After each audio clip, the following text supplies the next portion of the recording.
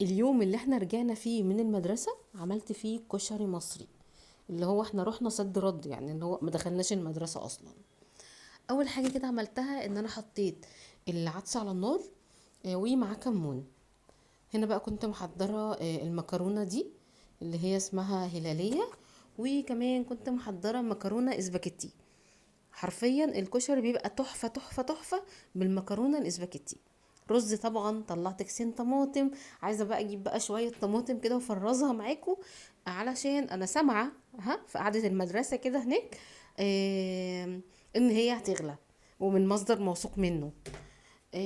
جبت بقى هنا برضو طلعت برضو شعرية، و ايه تاني حضرت، طلعت كمان التوم. وهنا بقى هبدأ ان انا اعمل بسم الله الرحمن الرحيم الرز.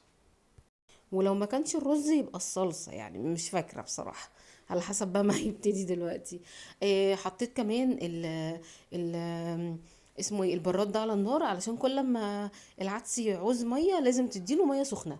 استحاله استحاله ان انت تديله ميه من الحنفيه، يعني اللي هو بصي هيقول لك والله ما انا مستوي.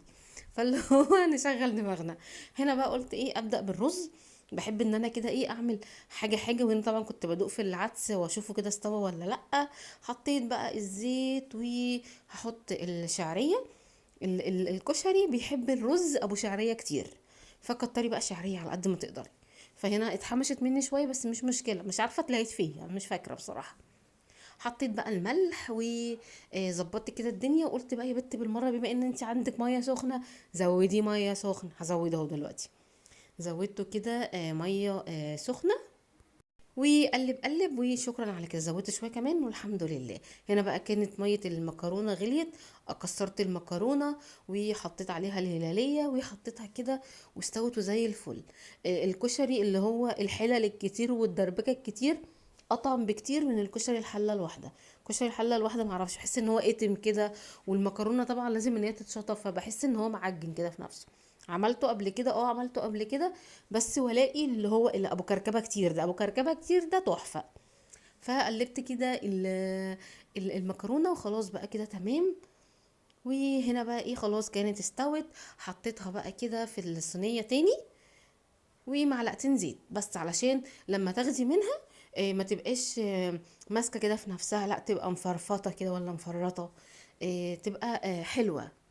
بس كده خلصنا الخطوات دي. هندخل ايه بقى دلوقتي على الصلصة. وفي نفس الوقت كان العدس استوى، وحطيته كده في العلبة، وحطيت عليه ملح وفلفل اسود وكمون، كمون كتير برضو. بس كده. هنعمل بقى هنا الصلصة بقى. كل اللي انا هعمله، انا مش هعملها بتوم، انا بطلت ان انا اعمل صلصة الكشري بتوم، بقيت اعملها كده سادة، بتبقى طعمها تحفة تحفة تحفة. هحط بقى شوية من الزيت، وهستناهم كده اللي هم يقدحوا. المفروض في الخطوة دي كنت حطيت شوية من الخل بس انا نسيتهم، فحطيتهم بعدين يعني.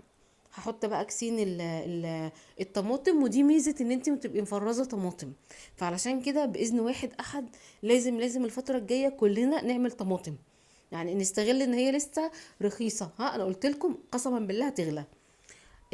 حطيت بقى كمون وفلفل اسود وكزبره وملح، بس كده. ونسيت احط شويه سكر، بس هو ده اللي انا نسيته.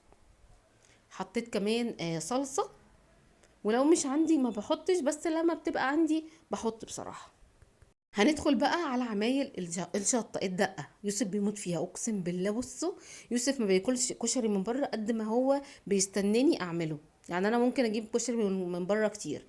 الدقة بقى عبارة عن توم وخل كتير ومية سخنة وكمون وملح.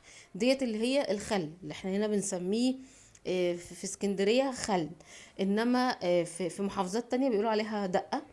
انما هنا بقى ايه الشطة دي بقى الشطة. شوية من الطماطم اللي انا عملتها وشطة كتير ومية سخنة.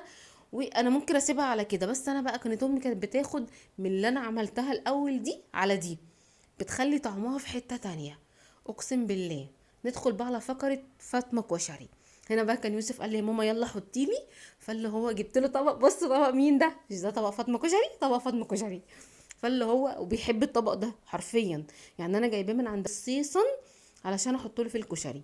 فحطيت كده اول حاجة من تحت الرز، وبعد كده احط من المكرونه. طبعا هنا انا لابسه جوانتي، بحب ان انا استخدم ايدي بصراحه، في الخطوه دي بتسهل عليا حاجات كتير. وهحط دلوقتي ايه العدس. طبعا كنت انا بعمل بصل وكده، بس انا ما حبيتش ان احنا ايه، معرفش يعني، قلت لا يا بت خليه كده ايه خفيف كده. فاللي هو حطيت بقى العدس، ودلوقتي بقى ايه الصلصه. حط بقى، ولازم صلصه الكشري تبقى خفيفه كده، لو تقلت معاكي خففيها بميه ودوقيها، لو عايزه ملح حطي. بصوا بقى عامله ازاي، اقسم بالله فاطمه كشري. والله العظيم اول لما شوفه يوسف شافه قال لي ايه ده عبد الغفور. فحطيت له بقى الخل، اصل المعلم بيحبه ملهلب. فاللي هو حطيت له بقى شطه برضو كمان، اقسم بالله احي كان تحفه تحفه تحفه. بس كده، ده كده كان فيديو النهارده، اشوفكم بقى ان شاء الله في فيديو جديد.